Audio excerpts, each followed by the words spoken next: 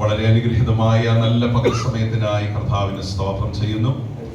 ഒരുമിച്ചൊരു വിശുദ്ധ ആരാധനയായി കർത്താവിന്റെ സന്നിധിയിൽ കൂടി വരുവാൻ ദൈവത്തിന്റെ പരിശുദ്ധാത്മാവ് നമ്മുടെ ജീവിതത്തിൽ ഒരുക്കി തന്ന വിലപ്പെട്ട അവസരങ്ങൾക്കായി സ്തോത്രം ചെയ്യുന്നു. ഇന്ന് പകൽ ഈ ആത്മീയ ആരാധനയിൽ സംബന്ധിക്കുന്ന എല്ലാ വിലപ്പെട്ട ദൈവമക്കൾക്കും കർത്താവായ യേശു ക്രിസ്തുവിന്റെ നാമത്തിൽ സ്നേഹവന്ദനം അറിയിക്കുന്നു. ആരോഗ്യത്തോടെ ബലത്തോടെ ഒരാഴ്ച കൂടി ജീവനുള്ള ദൈവത്തെ ആരാധിപ്പാൻ, ദൈവത്തിന്റെ വചനത്തിൽ വായിക്കുന്ന പോലെ ജീവനുള്ളവരുടെ ദേശത്ത് ദൈവത്തെ ഉയർത്തുവാൻ ദൈവം നമുക്ക് തന്ന ഈ അവസരത്തിനായി കർത്താവിന് സ്തോത്രം ചെയ്യുന്നു.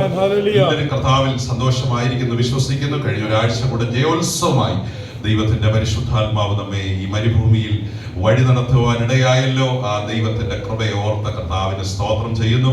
പ്രിയ ജിബിനും ബെർസി നമ്മുടെ മധ്യത്തിലുണ്ട്. കുടുംബത്തെ സ്നേഹവന്ദനം അറിയിക്കുന്നു.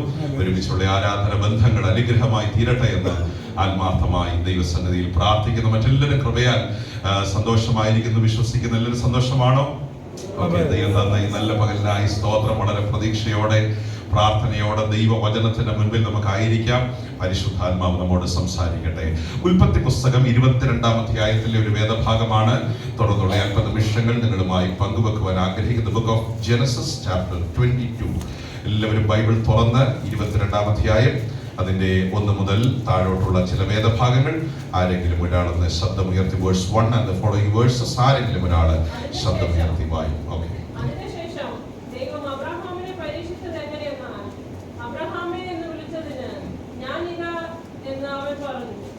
അപ്പോൾ അവൻ നിന്റെ മകനെ സ്നേഹിക്കുന്ന നിന്റെ ഏകജാതനായ ഇസ്ഹാക്കിനെ തന്നെ കൂട്ടിക്കൊണ്ട് മോറിയ ദേശത്ത് നിന്ന് അവിടെ ഞാൻ നിന്നോട് കൽപ്പിക്കുന്ന ഒരു മലയിൽ അവനെ ഹോമയാഗം കഴിക്കാമെന്ന് അരുളി ചെയ്തു. അബ്രഹാം അധികാലത്ത് എഴുന്നേറ്റു കഴുതയ്ക്ക് കോപ്പിട്ട് കെട്ടി ബാല്യക്കാരിൽ 2 പേരെയും തന്റെ മകൻ ഇസ്ഹാക്കിനെയും ഹോമയാഗത്തിന് വിറക് കീറി എടുത്തുകൊണ്ട് പുറപ്പെട്ടു. ദൈവം തന്നോട് കൽപ്പിച്ച സ്ഥലത്തേക്ക് പോയി. 3-ാം ദിവസം അബ്രഹാം നോക്കി ദൂരത്ത് നിന്ന് ആ സ്ഥലം കണ്ടു.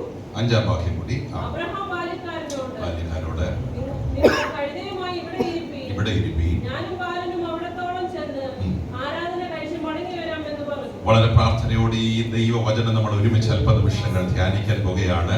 നമ്മുടെ വചനത്തെ വിഭജിച്ച് നൽകുന്നത് ദൈവത്തിന്റെ പരിശുദ്ധാത്മാവാണ്. നമ്മുടെ ഹൃദയത്തോട് ഇടപെടുന്നത് ദൈവത്തിന്റെ പരിശുദ്ധാത്മാവാണ്.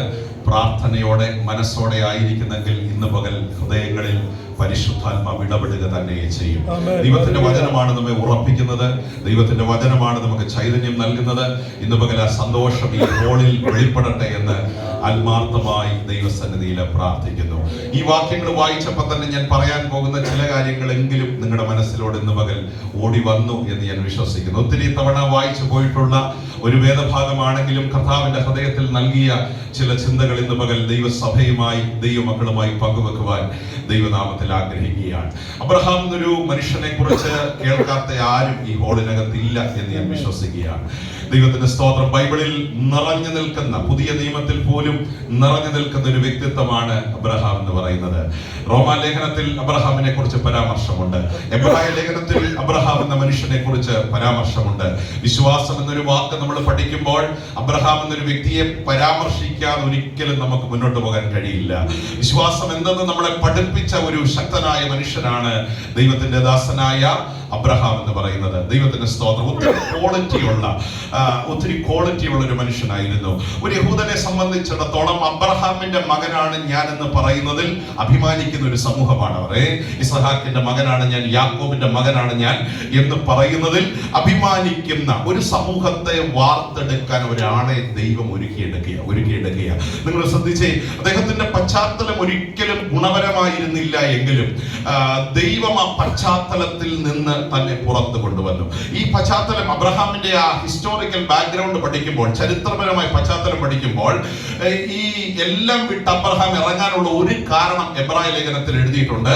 തേജോമയനായ ദൈവത്തെ അദ്ദേഹം കണ്ടു. സ്തോത്രം. കണ്ടോ?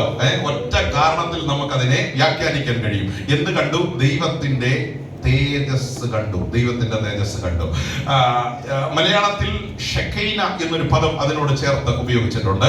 എബ്രായ ഭാഷയിൽ കാബോദ് എന്നൊരു പദം അതിനോട് ചേർത്ത് ഉപയോഗിച്ചിട്ടുണ്ട്. ഈ വാക്കുകളുടെ എല്ലാ അർത്ഥം ദൈവത്തിന്റെ തേജസ് എന്ന് തന്നെയാണ്. ശ്രദ്ധിച്ച് കേൾക്കണമേ. തേജസ് എന്ന വാക്കിന് ബൈബിളിൽ വലിയ അർത്ഥമുണ്ട്, വലിയ അർത്ഥമുണ്ട്.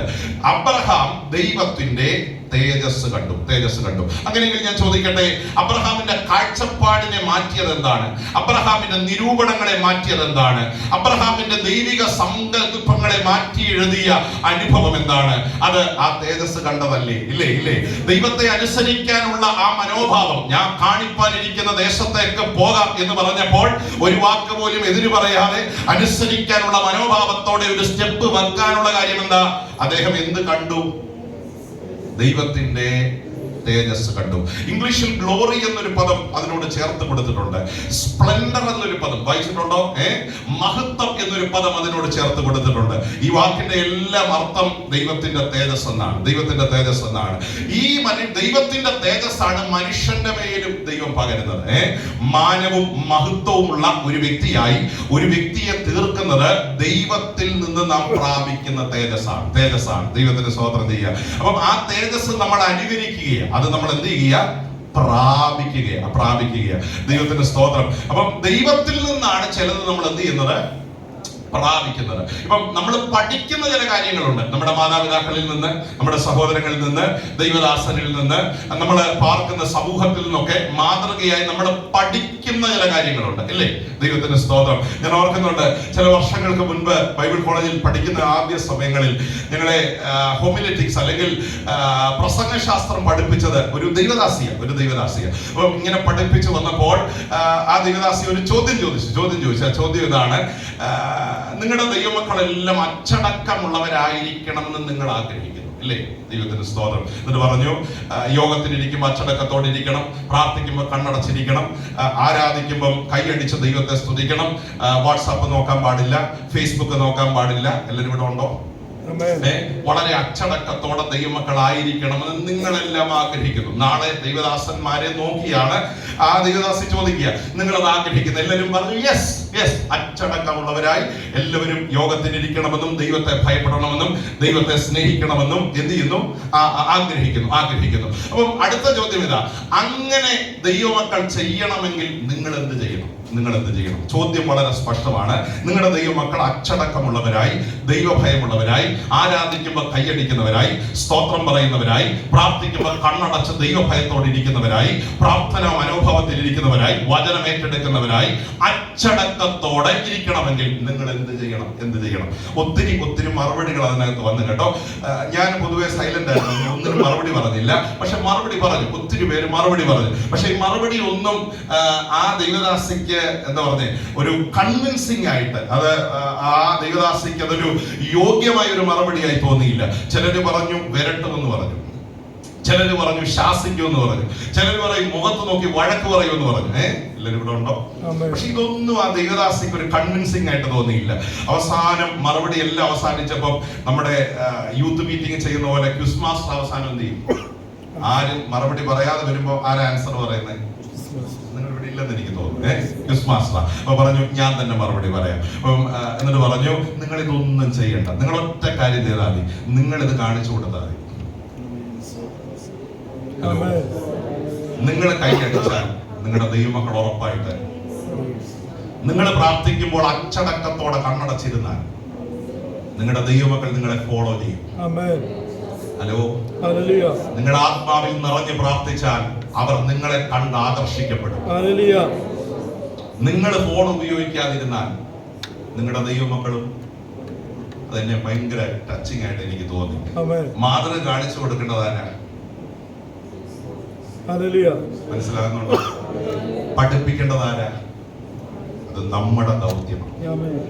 ശ്രദ്ധിച്ചു കേൾക്കണം. നമ്മൾ പലരിൽ നിന്ന് പഠിക്കുന്ന കാര്യങ്ങളുണ്ട്. പഠിക്കുന്നവരെ, അത് സ്വഭാവമാകാം, ചിന്തകളാകാം, ഭാഷാ ശൈലിയാകാം. ദൈവത്തിന്റെ സ്തോത്രം. പ്രത്യേകിച്ച് ഈ കൊച്ചു പിള്ളേരെയൊക്കെ ഞാൻ ശ്രദ്ധിച്ചിട്ടുണ്ട്. ഈ വീടുകളിൽ ചെല്ലുമ്പം ഏതെങ്കിലും ഒരു ബോട്ടിൽ എടുത്ത് വെച്ച് മൈക്കായി പാസ് പ്രസംഗിക്കുന്ന പോലെ അവരെന്ത് ചെയ്യും? കണ്ടിട്ടുണ്ടോ? എവിടെ അവരെന്ത് ചെയ്യുക? അനുകരിക്കുക. പാട്ടുകാരും പാടുന്നത് പോലെ ചിലപ്പോൾ പാടാൻ അവരെന്ത് ചെയ്യും? ശ്രമിക്കും. അതെന്ത് ചെയ്യുക? അനുകരിക്കുക. നമ്മുടെ ജീവിതത്തിൽ അനുകരിക്കുന്ന പല കാര്യങ്ങളുണ്ട്. പക്ഷേ ഇതിൽ നിന്നും തികച്ചും വ്യത്യസ്തമാണ് പ്രാപിക്കുന്നത്. അനുകരിക്കുന്നത് പോലെ പഠിച്ചെടുക്കാൻ പറ്റിയ ഒരു പ്രക്രിയ അല്ല ദൈവത്തിൽ നിന്ന് ചിലത് പ്രാപിക്കും. It is totally different. ദൈവത്തിൽ നിന്ന് ചിലത് പ്രാപിക്കണമെങ്കിൽ ഉറപ്പായി അതിന്റെ പിന്നിൽ ഒരു വില കൊടുക്കണം. We have to pay a price to receive something from the Lord. Amen. എന്റെ കൂടെ വില കൊടുക്കാതെ ദൈവത്തിൽ നിന്ന് ഒന്നും നമുക്ക് എന്ത് ചെയ്യാൻ പറ്റത്തില്ല. കർത്താവ് തരുന്നതെല്ലാം ഫ്രീ ആണെങ്കിലും ഇതെല്ലാം വിലയുള്ളത്. നിങ്ങൾ ശ്രദ്ധിച്ച്, ഒരു ഗ്ലാസ് വെള്ളം പോലും ഈ ലോകത്ത് ഫ്രീ ആയിട്ട് കിട്ടുമോ? ഉണ്ടോ? ഓഫർ വെച്ചാൽ 1 റിയാലെങ്കിലും അവര് ഈ ലോകത്ത് എന്തേലും ഫ്രീ ആയിട്ട് കിട്ടുമോ? ഒറ്റ കാര്യം ഫ്രീ ആയിട്ട് കിട്ടും, അത് രക്ഷ. പക്ഷേ ഫ്രീ ആയിട്ട് കിട്ടുമ്പോൾ പലപ്പോഴും അതിന്റെ വില നമ്മൾ എന്ത് ചെയ്യത്തില്ല. നമ്മുടെ മനസ്സ് പോലെ ദൈവത്തിൽ നിന്ന് നമ്മൾ എന്ത് ചെയ്യുന്നേ? പ്രാപിക്കുന്നത്. അത് എപ്പോഴും ഓർത്തണം. മനസ്സ് പോലെ ദൈവത്തിൽ നിന്ന് ചിലത്. ആ സമർപ്പണം ദൈവസന്നിധിയിൽ കൊടുത്താൽ മാത്രമേ നമ്മെ ദൈവത്തിന് നിറയ്ക്കാനും വിലയേറിയ ചിലത് നമ്മിൽ പകർന്ന് നമ്മെ വിലയുള്ളവരാക്കി തീർക്കാനും ദൈവത്തിന് സ്തോത്രം. കഴിഞ്ഞ ചില നാളുകൾക്ക് മുൻപ് ഞാൻ കേട്ട ഒരു ഉദാഹരണം എന്നെ ചിന്തിപ്പിച്ചപ്പോൾ, ഒരു ദൈവദാസൻ പരിശുദ്ധാത്മാവിനെ കുറിച്ച് ഇങ്ങനെ പഠിപ്പിച്ചുകൊണ്ടിരിക്കുക. ശ്രദ്ധിച്ച് കേൾക്കണേ. പരിശുദ്ധാത്മാവിനെ കുറിച്ച് പഠിപ്പിച്ചുകൊണ്ടിരിക്കുക. നമുക്ക് അടുത്ത ദിവസങ്ങൾ ദൈവം എന്ന് വെച്ചാൽ അതിനെ കുറിച്ചൊക്കെ ചിന്തിക്കാം. ഉപവാസ പ്രാർത്ഥനയിലൊക്കെ വേണ്ടേ? സന്തോഷമാണോ? കൂടുതൽ അത് പ്രാപിക്കാൻ, കൂടുതൽ അത് കേൾക്കാൻ ഒക്കെ ദൈവത്തിന്റെ ആത്മാവ് നമുക്ക് കൃപ നൽകട്ടെ. ചൊവ്വാഴ്ച ഒരു ഗോസ്പൽ മീറ്റിംഗ് പോലെ, കാരണം ഒരു സുവിശേഷ യോഗം പോലെ ആയിരിക്കും. പക്ഷെ ബാക്കിയുള്ള യോഗങ്ങളെല്ലാം നമുക്ക് വചനം കുറച്ചും കൂടെ ആഴമായി പഠിക്കാനുള്ള അവസരങ്ങൾ ദൈവം ഒരുക്കട്ടെ എന്ന് ഞാൻ ആത്മാർത്ഥമായി ദൈവസന്നിധി പ്രാർത്ഥിക്കുക. ഈ പരിശുദ്ധാത്മാവിനെ കുറിച്ച് പഠിപ്പിച്ചു വന്നപ്പോൾ അദ്ദേഹം പറഞ്ഞൊരു ഉദാഹരണം എന്നെ വളരെ സ്പർശിക്കുവാനിടയെ. അദ്ദേഹം പറഞ്ഞു, ഒരു കടയിൽ ചെല്ലുമ്പോൾ നമ്മളൊരു സാധനം മേടിക്കാന്ന് വെച്ചോ. ദൈവത്തിന് ഒരു 50 റിയാൽ വിലയുള്ള മീൻ നമ്മൾ മേടിക്കുക. ഉദാഹരണം, ഈ മീൻ നമുക്ക് അവർ തരുന്നത് ഒരു കവറിനകത്തിട്ട. എല്ലാവരും ഇവിടെ ഉണ്ടോ? മീൻ 50 റിയാൽ വിലയുണ്ട്. ഒരു ഉദാഹരണമാണ് ഞാൻ പറയുന്നത്. ഒരു ഉദാഹരണം, 1 കിലോ ആപ്പിൾ നമ്മൾ മേടിച്ചു, 10 റിയാൽ ആയെന്ന് വെച്ചോ. ഈ 10 റിയാൽ വിലയുള്ള ആപ്പിൾ ഇട്ട് തരുന്നത് ഒരു കവറിനകത്താണ്. എല്ലാവരും ഇവിടെ ഉണ്ടോ? ആപ്പിൾ വിലയുള്ളതാ, പക്ഷെ അത് കയ്യിൽ തരണമെങ്കിൽ എന്ത് ചെയ്യണം? ഒരു കവറിനകത്ത്. എന്നിട്ട് അദ്ദേഹം പറഞ്ഞു, ഈ കവറിന് വലിയ വിലയൊന്നുമില്ല. ഒരു കവറിന് എന്ത് വിലയുണ്ട് എന്ന് പറഞ്ഞേ? സ്തോത്രം. നെഗ്ലിജിബിൾ, നമുക്ക് പറയാൻ പറ്റില്ല. സ്തോത്രം. 100 ഫിൽസിൽ 1 ഫിൽസോ അല്ലെ 2 ഫിൽസോ എനിക്കറിയത്തില്ല. ഒരു പക്ഷെ അതിലും താഴെയായിരിക്കും. കാരണം നമുക്ക് ഫ്രീ ആയിട്ട് ഇവിടെ ഹലോ വിലയുണ്ട്, പക്ഷെ വളരെ ചെറിയ നെഗ്ലിജിബിൾ ആയിട്ടുള്ള 0.00 എന്ന് പറയാവുന്ന വില അതിന്. പക്ഷേ വിലയുള്ള സാധനം പകരുന്നത് എന്തിനാണെന്നറിയാമോ? നമ്മുടെ വില 0.00 ഒക്കെയാ. പക്ഷെ ഈ വിലയില്ലാത്തതിനകത്താണ് ദൈവം എന്ത് പകരുന്നത്? വിലയുള്ള അഭിഷേകം. സന്തോഷമുണ്ടോ? ഞാനിങ്ങനെ ചിന്തിച്ചു, എന്റെ വില എന്താ? 0.00 ഒക്കെയാ. എനിക്ക് വിലയില്ല. പക്ഷെ ഒരു വിലയും ഇല്ലാത്ത എന്റെ അകത്ത ഇത്ര വിലയേറിയ അഭിഷേകം ദൈവത്തിന്റെ ആത്മാവ് എന്ത് ചെയ്യുന്നത്? സ്വർഗത്തിൽ നിന്ന്. സന്തോഷമുണ്ടോ? ഇത് മുഖത്തൊരു ചൈതന്യമുണ്ടോ? നമുക്ക് വിലയുണ്ടായിട്ടല്ല, നമ്മൾ വിലയേറിയവരായിട്ടല്ല, നമ്മൾക്ക് ഒത്തിരി അയോഗ്യതയുള്ളവരാ. പക്ഷെ ഈ അയോഗ്യതകളെ മാറ്റിവെച്ച് നമ്മെ കഴുകി ശുദ്ധീകരിച്ച് നമ്മെ വിലയുള്ളവരാക്കി നമ്മുടെ അകത്ത് വിലയേറിയ ഒരു അഭിഷേകം എന്ത് ചെയ്യുക? വിലയുള്ള അഭിഷേകം നമ്മുടെ അകത്ത് പകരുമ്പോൾ വിലയില്ലാത്ത നമ്മൾ വിലയുള്ളവരായി. ശ്രേഷ്ഠമല്ലേ? നമ്മുടെ എല്ലാം വിലയുള്ളവരാക്കി ഈ ദിവസങ്ങളെ തീർക്കാൻ ഞാൻ ആഗ്രഹിക്കുന്നത് പരിശുദ്ധാത്മാവിന്റെ ഒരു പുതിയ നിറവ് ഇതിനകത്തിരിക്കുന്ന എല്ലാവരുടെ മേലും വരുന്നതിനേക്ക് പകരം അതിനുവേണ്ടി പ്രാർത്ഥിക്കണം. കർത്താവേ, ഞങ്ങളുടെ നാവിനെ തുറക്കണമേ, ഞങ്ങളുടെ ഹൃദയത്തെ തുറക്കണമേ, ഞങ്ങളുടെ ബുദ്ധിമണ്ഡലങ്ങളെ തുറക്കണമേ. അതിന് തടസ്സമായി പ്രതികരിക്കാൻ കഴിയാതെ നിർജീവമായി പോയ മേഖലകളെ ഇന്ന് പകൽ ആത്മാവിൽ ജയിച്ച് ഒരു പുതിയ അഭിഷേകത്തിന് ഉടമകളാക്കി ഞങ്ങളെ തീർക്കണമെന്ന് എത്ര പേർക്ക് ദൈവസന്നിധിയിൽ പ്രാർത്ഥിക്കാൻ കഴിയും? ഞാൻ ദൈവത്തിന് നമ്മെ വിലയുള്ളവരാക്കി ദൈവം മാറ്റും. എല്ലാവരും ശ്രദ്ധിക്കണം, നമ്മെ വിലയുള്ളവരാക്കി മാറ്റുന്നത് ദൈവമാണ്.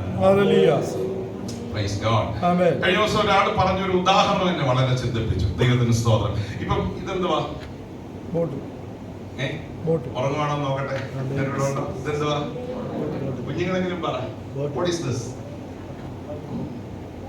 Come on. Very good. വെള്ളം. It's a bottle of water. ഒരു കുപ്പി വെള്ളം. ഇത് എനിക്ക് തോന്നുന്നു 1-2 റിയാലിനായിരിക്കും. 1 റിയാൽ അല്ലെ 2 റിയാലിനായിരിക്കും എന്ത് ചെയ്തേ? ഹലോ. പക്ഷെ ഇതിന്റെ വില ഒരിക്കലും സെയിം അല്ല. സ്ഥലം അനുസരിച്ച് വില മാറും. നിങ്ങൾ ഇത് എയർപോർട്ടിൽ നിന്ന് ഒന്ന് മേടിച്ച് 2 റിയാലിന് കിട്ടുമോ? ഇല്ല. ഒരു 5 സ്റ്റാർ ഹോട്ടലിൽ പോയി ഇതേ ബ്രാൻഡുള്ള അക്വ ഗൾഫ് എന്ന ബ്രാൻഡുള്ള ബോട്ടിൽ നിങ്ങൾ മേടിച്ച് 2 റിയാലിന് കിട്ടുമോ? ഹലോ. അതിന്റെ വില എന്ത് ചെയ്തു? എയർപോർട്ടിൽ ചെന്ന് വഴക്കുണ്ടാക്കിയിട്ട് കാര്യമില്ല. 10 റിയാലിന് മേടിക്കും. കാരണം എവിടെ ഇരിക്കുന്നത്? അപ്പം എവിടെ ഇരിക്കുന്നു എന്നുള്ളതാണ് നമ്മുടെ വില എന്ത് ചെയ്യുന്നത്.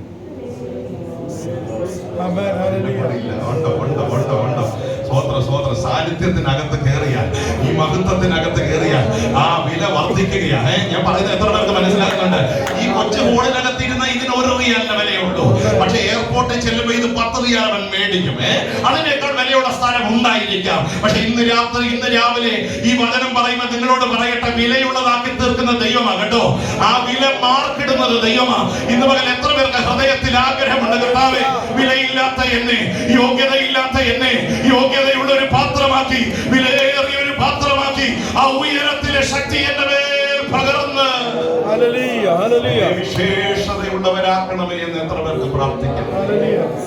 അങ്ങനെയെങ്കിൽ ഞാൻ ചോദിക്കട്ടെ, വിഗ്രഹങ്ങളെ ഉണ്ടാക്കിയ ഒരു മനുഷ്യൻ, കോടി ദൈവങ്ങളെ ആരാധിച്ച ഒരു മനുഷ്യൻ, ദൈവത്തിന്റെ സ്തോത്രം, കല്ലിനെയും മരത്തെയും ആരാധിച്ച ഒരു മനുഷ്യൻ, ആ മനുഷ്യനെ വിലയുള്ളതാക്കി തീർത്ത ഒരു അനുഭവം എന്താണെന്ന് ചോദിച്ചാൽ കണ്ട തേജസ്സാണ്.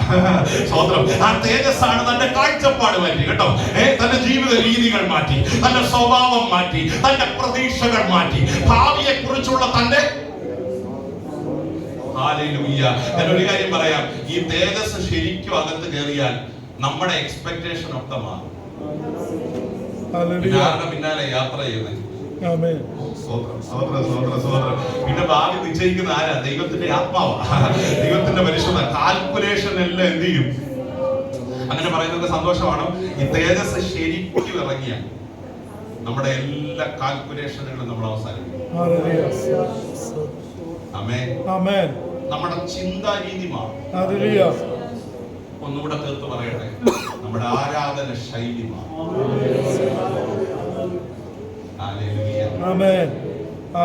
പറഞ്ഞ് സ്വത്രം പറയിപ്പിക്കുന്നതിനോട് എനിക്ക് ഒട്ടും യോജിപ്പില്ല. പിന്നെ ഒരു ദൈവദാസനാകുമ്പോ അതൊരു ശുശ്രൂഷയുടെ ഈ പറഞ്ഞ് കൈയടുപ്പിക്കുന്നതിനോട് എനിക്ക് ഒരു താല്പര്യമില്ല. കാരണം അതുകൊണ്ട് പ്രത്യേകിച്ച് ഗുണമൊന്നും. പക്ഷെ ഒരു ദൈവദാസൻ എന്നുള്ള നിലയിൽ ചിലപ്പോൾ അത് ചെയ്യേണ്ട, ഒന്ന് ഉത്സാഹിപ്പിക്കേണ്ട വരും. പക്ഷെ അതുകൊണ്ട് എന്തില്ല, ഇതകത്തുനിന്ന് വരണം. നമ്മുടെ കാഴ്ചപ്പാട് മാറിയാലേ നമ്മുടെ കയ്യടിയുടെ സ്പീഡ് മാറത്തുള്ളൂ. നമ്മുടെ കാലിന്റെ വേഗത മാറത്തുള്ളൂ. അവൻ എന്റെ കാലുകളെ മാൻപേട കാലുകൾക്ക് തുല്യമാക്കി ഗിരികളിൽ എന്നെ ഈ അനുഭവങ്ങളൊക്കെ മാറണമെങ്കിൽ ശരിക്കും ആ തേജസ്സിന്റെ കിരണം നമ്മുടെ ഹൃദയത്തിനകത്ത് എന്ത് ചെയ്യണം. ഓക്കെ, ഞാൻ അവിടെ നിൽക്കുന്നില്ല. ഈ തേജസ്സിന്റെ പിന്നാലെ ഒരു ഭക്തനായ മനുഷ്യൻ യാത്ര ചെയ്യുക. ആ വ്യക്തിയെ ദൈവം ഇങ്ങനെ ഒരുക്കി വിശ്വാസത്തിന്റെ പിതാവായി ദൈവം എന്ത് ചെയ്യുക? ഒരുക്കിക്കൊണ്ടിരിക്കുക. 22-ാം അധ്യായത്തിന്റെ 1-ാം വാക്യം ശ്രദ്ധിച്ച് ഒരു വാക്ക് അതിനകത്ത് രേഖപ്പെടുത്തിയിട്ടുണ്ട്. അത് നടത്തിയെടുത്ത് നിങ്ങളുടെ മനസ്സിൽ നിന്നിട്ടാണ്. 1-ാം വാക്യം ശ്രദ്ധിച്ച് അതിനുശേഷം പരീക്ഷിച്ചത് ഒരു പദം അവിടെ രേഖപ്പെടുത്തിയിട്ടുണ്ട്. ദൈവം എന്ത് ചെയ്തു? അബ്രഹാമിനെ പരീക്ഷിച്ചു. പുതിയ നിയമത്തിലും പഴയ നിയമത്തിലും ആവർത്തിച്ചെഴുതിയിരിക്കുന്ന ഒരു പദമാണ് പരീക്ഷ. ശോധന ചെയ്തു എന്നൊരു വാക്ക് ബൈബിളിൽ രേഖപ്പെടുത്തിയിട്ടുണ്ട്. തെളിവുള്ളവരായി നിങ്ങളെ തീർക്കുന്നു എന്ന് ദൈവത്തിന്റെ വചനം നമ്മെ പഠിപ്പിക്കുന്നു. ശുദ്ധീകരിക്കപ്പെടുന്നവരായി ദൈവം നിങ്ങളെ തീർക്കുന്നു എന്ന് വചനം നമ്മെ പഠിപ്പിക്കുന്നു. ഈ വാക്കിനെല്ലാം തതുല്യമായ ഒരു വാക്കാണ് ദൈവം നമ്മളെ എന്ത് ചെയ്യും? പരീക്ഷ. ദൈവം നമ്മളെ എന്ത് ചെയ്യും? പരീക്ഷ. വിശ്വാസ ജീവിതത്തിൽ കടന്നു വരുന്നവരെ ദൈവം പരീക്ഷ. ആ വാക്ക് നമ്മളൊന്ന് എക്സ്പ്ലെയിൻ ചെയ്യാൻ പോവാം. എന്താ പരീക്ഷ? സോദരൻ, എന്റെ അഭിപ്രായത്തിൽ നമുക്ക് ഏറ്റവും ഇഷ്ടമില്ലാത്തൊരു കാര്യം ഏതാ? നമ്മൾ പാടും പരീക്ഷ എന്റെ ദൈവം പരിഹാരം എനിക്കായി ഞാൻ ശുശ്രൂഷിക്കുമ്പോൾ എന്റെ കൂടെ വരണം. സ്തോത്രം. പരീക്ഷ എന്റെ ദൈവം അനുവദിച്ചാൽ പരിഹാരം എനിക്കായിട്ട്. നമ്മളത് പാടുമെങ്കിലും നമുക്ക് ഒട്ടും ഇഷ്ടമില്ലാത്ത കാര്യം എന്താണ്? നമുക്ക് ആർക്കും ഇഷ്ടമില്ലാത്തൊരു കാര്യം. കാരണം പരീക്ഷ എഴുതണമെങ്കിൽ പഠിക്കണം. അതിന്റെ പിന്നിൽ സമയങ്ങൾ നമ്മൾ എന്ത് ചെയ്യണം? അത് എളുപ്പമുള്ള കാര്യമല്ല, അത് വളരെ ബുദ്ധിമുട്ടുള്ള കാര്യമാണ്. ഇനി ഞാൻ ഒന്നും കൂടെ ചേർത്ത് പറയട്ടെ, നമ്മൾ ഇഷ്ടപ്പെട്ടില്ലേലും ദൈവം നമ്മളെ പരീക്ഷിക്കും. പാസ്റ്റർ പറഞ്ഞില്ലേലും ദൈവം നമ്മളെ, അത് ദൈവം നമ്മുടെ ജീവിതത്തിൽ അനുവദിക്കുന്ന ഒരവസരമാണ്. ഒരു ചോദ്യം ചോദിച്ചു തുടങ്ങണം. ഈ അബ്രഹാമിനെ ദൈവം പരീക്ഷിക്കുമ്പോൾ ഈ പരീക്ഷയിൽ അബ്രഹാം ജയിക്കുമെന്നൊരു കോൺഫിഡൻസ് ദൈവത്തിനുണ്ടായിരുന്നു? രണ്ടുപേരെ പറഞ്ഞു. ചോദ്യം മനസ്സിലായില്ല, ഒന്നുകൂടെ പറയാം. അബ്രഹാമിനെ ദൈവം പരീക്ഷിച്ചു. ഈ പരീക്ഷയിൽ അബ്രഹാം ഡിസ്റ്റിങ്ഷനോടെ പാസ്സാകുമെന്ന് കോൺഫിഡൻസ് ദൈവത്തിനുണ്ടായിരുന്നു. ഇനി ഇയ്യോബിന്റെ ജീവിതത്തിലേക്ക് ഒന്ന് വന്നേ. സാത്താന്റെ കയ്യിൽ ഏൽപ്പിച്ചു കൊടുക്കുമ്പോഴും ഈ പരീക്ഷ ഇയ്യോബ് ജയിക്കുമെന്ന് ദൈവത്തിന് ഉറപ്പുണ്ടായിരുന്നോ? നമ്മുടെ ജീവിതത്തിലോ ദൈവത്തിന് ഉറപ്പുണ്ടോ? സ്തോത്രം പറയണ്ട, പക്ഷെ ഒന്ന് ചിന്തിക്കും. എന്നെ പരീക്ഷിച്ച, ഞാൻ ഇന്നലെ വൈകിട്ട് ഈ വചനം ധ്യാനിച്ചപ്പം എന്നോട് തന്നെ ചോദിച്ചു, അബ്രഹാമിനെ കുറിച്ച് ദൈവത്തിനുണ്ടായിരുന്ന കോൺഫിഡൻസ് സ്റ്റാൻലി എന്ന എന്നെ കുറിച്ച് ദൈവത്തിനുണ്ടോ? എന്റെ ആൻസർ പലപ്പോഴും ഇല്ലെന്നാണ്.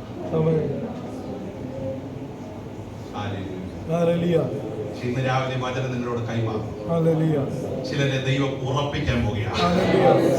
സ്തോത്രം ചെയ്യുക.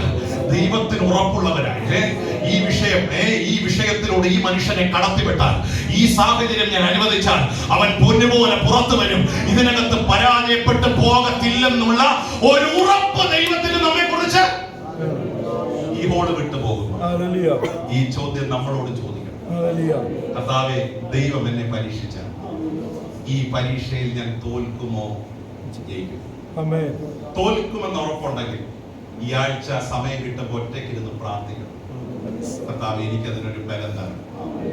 എനിക്ക് കഴിവില്ല, എനിക്ക് നിൽക്കാനുള്ള പ്രാപ്തിയില്ല, എനിക്ക് നിൽക്കാനുള്ള തന്റെ ഇടമില്ല. ഹല്ലേലൂയ. രക്തത്തെ എന്നെ ഉറപ്പിച്ച്, എന്നെ ശക്തീകരിച്ച്, കർത്താവേ, ഈ പരീക്ഷയിൽ പരാജയപ്പെട്ടു പോകാതെ, വീണു പോകാതെ, പിന്മാറി പോകാതെ നിലനിൽപ്പാനുള്ള കൃപ ദൈവം എനിക്ക്. നമ്മുടെ വിദ്യാഭ്യാസ മന്ത്രി ശിവൻകുട്ടി സാറ് കഴിഞ്ഞ ദിവസം പറഞ്ഞു, ഇനി 10ാം ക്ലാസ്സിലും 12ാം ക്ലാസ്സിലും ഓൾ പാസ് ആണെന്ന് പറഞ്ഞു. എന്താ ഓൾ പാസിന്റെ അർത്ഥം? ആരും എന്ത് ചെയ്യുന്നില്ല, തോക്കുന്നില്ല. കേരള സ്റ്റേറ്റിൽ അങ്ങനെ വരുത്താം, പക്ഷേ ദൈവം അനുവദിക്കുന്ന പരീക്ഷയെ തോക്കും. അവിടെ എന്തില്ല, ഓൾ പാസ് ഇല്ല. പക്ഷെ കൃപ ദൈവം എന്തിനാണെന്നറിയാമോ? ജയിക്കാനുള്ള ഒരു കൃപ ദൈവം. ഈ മോഡറേഷൻ എന്നൊരു സംവിധാനമുണ്ട്. എത്ര പേര്, പഴയ ആൾക്കാർക്ക് കുറച്ചും കൂടെ നന്നായിട്ട്, പുതിയ പിള്ളേർക്ക് അറിയത്തില്ല. എന്താ മോഡറേഷൻ? 40 മാർക്ക് വേണം, 35 എത്തിയുള്ളൂ. ഒരു 5 മാർക്ക് കൂടി ഇട്ട് ആ മനുഷ്യനെ എന്ത് ചെയ്യുക? ഇതാ കൃപ. ഹലോ, ജയിക്കാനുള്ള ത്രാണി നമുക്ക് ഇല്ല, നിൽക്കാനുള്ള തന്റെ ഇടം നമുക്ക് ഇനി ഉണ്ടെന്നാണോ? ഇല്ല. പക്ഷേ ആ ലെവലിൽ എത്താത്ത നമ്മെ വലിച്ച ലെവലിൽ എത്തിക്കുക, അതിന് ദൈവം നമ്മളോട് കാണിക്കുന്ന സ്നേഹമാണ് കൃപ. ആ കൃപ എന്റെ മേൽ പകരണമെന്ന് എത്ര പേര് ഇന്ന് പകൽ പ്രാർത്ഥിക്കും? Hallelujah, hallelujah, hallelujah. നമ്മുടെ വിശ്വാസ ജീവിതത്തിൽ ഒത്തിരി പരിശോധനകളുണ്ട്, പക്ഷെ അതിനെല്ലാം ജയിക്കാനുള്ള ഒരു കൃപ ദൈവത്തിന്റെ പരിശുദ്ധാത്മാവ് നമ്മുടെ മേൽ പകരും. ഹല്ലേലൂയ. ഭക്തരിൻ വിശ്വാസ ജീവിതം പോലിത്ര ഭദ്രമാം ജീവിതം വേറെയുണ്ടോ? ഭക്തരിൻ വിശ്വാസ ജീവിതം പോലിത്ര ഭദ്രമാം ജീവിതം വേറെയുണ്ടോ? സ്വർഗ പിതാവിന്റെ ദിവ്യ ഭണ്ഡാരത്തെ, സ്വർഗ പിതാവിന്റെ ദിവ്യ ഭണ്ഡാരത്തെ സ്വന്തമായി കണ്ടുതൻ ചെയ്യുന്ന, സ്വന്തമായി കണ്ടുതൻ ജീവിതം ചെയ്യുന്ന ഭക്തരെ വിശ്വാസ ജീവിതം പോലിത്ര ഭദ്രമാം ജീവിതം വേറെയുണ്ടോ? ഭക്തരിൽ വിശ്വാസ ജീവിതം പോലിത്ര ഭദ്രമാം ജീവിതം വേറെയുണ്ടോ? അന്യദേശത്തു പരദേശിയായി അന്യരിൽ കൂടാരം വാസികളായി, അന്യദേശത്തു പരദേശിയായി അന്യരിൽ കൂടാരം വാസികളായി, ഉന്നതനാം ദൈവം ശില്പിയായി നിർമ്മിച്ച ഉന്നതനാം ദൈവം ശില്പിയായി നിർമ്മിച്ച വന്നാകരത്തിനായി കാത്തുവസിക്കുന്ന വന്നാകരത്തിനായി കാത്തുവസിക്കുന്ന ഭക്തരിൽ വിശ്വാസ ജീവിതം പോലിത്ര ഭദ്രമാം ജീവിതം വേറെയുണ്ടോ? ഭക്തരിൽ വിശ്വാസ ജീവിതം പോലിത്ര ഭദ്രമാം ജീവിതം വേറെയുണ്ടോ? ഇതുപോലെ ശ്രേഷ്ഠമായ ഒരു യാത്രയില്ല, ഇതുപോലെ ഉന്നതമായ ഒരു വിളിയില്ല. ഹല്ലേലൂയ. നിങ്ങൾ റെഡിയാണെങ്കിൽ ഈ പരീക്ഷകളെയൊക്കെ ജയിക്കാനുള്ള കൃപ ദൈവത്തിന്റെ പരിശുദ്ധാത്മാവ് നമ്മുടെ മേൽ പകരുവാനിടയായി തീരും. ഈ പരീക്ഷ എന്നൊരു പദം പഠിച്ചപ്പോൾ എന്റെ മനസ്സിൽ വന്നൊരു ചിന്ത, നമ്മുടെ കർത്താവും പരീക്ഷിക്കപ്പെട്ടവരാണ് അല്ലേ? 40 ദിവസം ആഹാരം കഴിക്കാതെ മരുഭൂമിയിൽ ആയിരുന്നു എന്ന് ദൈവത്തിന്റെ വചനം നമ്മൾ എന്ത് ചെയ്യുക? പഠിപ്പിക്കുക. പരീക്ഷകൻ കർത്താവിന്റെ അടുക്കൽ എന്ത് ചെയ്തു? വരുവാനിടയായി തീർന്നു. എന്റെ ഒരു അഭിപ്രായത്തിലോ എഴുതിയിട്ടില്ലെങ്കിലും ഏറ്റവും വലിയ പിശാചായിരിക്കും ആരടുത്ത് വന്നേ. എന്റെ അടുത്തൊക്കെ ഒരു ചോട്ട ആള് വന്നാൽ മതി, പക്ഷെ നമ്മുടെ കർത്താവിന്റെ അടുക്ക വന്നത് ഏറ്റവും ടോപ്പാണായിരിക്കും. നിങ്ങൾ ശ്രദ്ധിച്ച്, ഈ പരീക്ഷ കർത്താവ് ജയിച്ചത് എങ്ങനെ? അന്യഭാഷ പറഞ്ഞാണോ? കൈയടിച്ചാണോ? ഉപവസിച്ചാണോ? അല്ല അല്ല അല്ല, വചനം കൊണ്ട്. എന്തുകൊണ്ടാ ജയിച്ചത്? പരീക്ഷകളെ ജയിക്കേണ്ടത് വചനം കൊണ്ടാണ്. സ്തോത്രം. 3 വാക്യമേ പറഞ്ഞുള്ളൂ. സ്തോത്രം. ആ 3 വാക്യത്തിൽ പിശാച് ഓടിപ്പോയത്. പിന്നെ കുറെ നാളത്തേക്ക് എന്ത് ചെയ്തില്ല. അപ്പം പരീക്ഷകളെ ജയിക്കണമെങ്കിൽ നമ്മുടെ അകത്ത് എന്തുണ്ടാകണം? ദൈവത്തിന്റെ വചനം ഉണ്ടാകണം. ഈ വചനം പറഞ്ഞാണ് ചിലതിനെ നമ്മൾ എന്ത് ചെയ്യേണ്ടത്? നിന്റെ ദൈവമായ യഹോവയെ പരീക്ഷിക്കരുത് എന്ന് പറയാൻ കർത്താവിനെ പ്രേരിപ്പിച്ചത് അകത്തെന്തുണ്ടായിരുന്നു? പരീക്ഷകളെ അതിജീവിക്കാൻ നമുക്ക് ശക്തി നൽകുന്ന ഒരു ഘടകം ദൈവത്തിന്റെ വചനമാണ്. 3 ഘടകങ്ങൾ ഇതിനകത്ത് എഴുതിയിട്ടുണ്ട്. ഞാൻ അതിലൂടെ നിങ്ങളെ ഇന്ന് പകലൊന്ന് കൊണ്ടുപോവുകയാണ്. ഈ അബ്രഹാമിന്റെ ജീവിതം പഠിക്കുമ്പോൾ സ്തോത്രം, പരീക്ഷകളെ ജയിക്കാൻ ഇടയാക്കിയ 3 കാരണങ്ങൾ എന്നെ ചിന്തിപ്പിച്ചു. 1 സ്നേഹമാണ്, 2 അനുസരണമാണ്, 3 വിശ്വാസമാണ്. ഈ 3 പദങ്ങൾ നിങ്ങളുടെ മനസ്സിലേക്ക് ഒന്ന് ഇടുക. ഒന്നുകൂടെ ഞാൻ പറയുന്നു. 1 സ്നേഹമാണ്, 2 അനുസരണം, 3 വിശ്വാസം. ഈ 3 പദങ്ങൾ വളരെ അർത്ഥവത്താണ്. 1 സ്നേഹം എന്നൊരു പദത്തിലേക്ക് നമുക്കൊന്ന് പോകാം. ഈ ബൈബിളിൽ പല സ്നേഹങ്ങളെ കുറിച്ച് രേഖപ്പെടുത്തിയിട്ടുണ്ടെങ്കിലും ദൈവസ്നേഹം എന്നൊരു പദം, അഗപ്പെ എന്നൊരു പദം നമ്മൾ പലപ്പോഴും വായിച്ചു പോയിട്ടുണ്ടല്ലേ? ദൈവ സ്നേഹം എന്നൊരു പദം. ഈ എഫെസോസിന്റെ സഭയ്ക്ക് ദൂത് എഴുതുമ്പോൾ പറയുന്ന ഒരു കാര്യമുണ്ട്. നിന്റെ ആദ്യ സ്നേഹം കുറഞ്ഞുപോയി എന്നൊരു കുറ്റം നിന്നെ കുറിച്ച് പറയാനുണ്ട്. ദൈവത്തിന് സ്തോത്രം. ഈ സ്നേഹത്തിന് കാലാകാലങ്ങളിൽ എന്ത് പറ്റും? കുറവ് പറ്റും. എന്ത് പറ്റും? കുറവ് പറ്റും. രക്ഷിക്കപ്പെട്ട സമയത്ത് ആരാധിച്ച പോലെയാണോ ഇപ്പൊ ആരാധിക്കുന്നത്?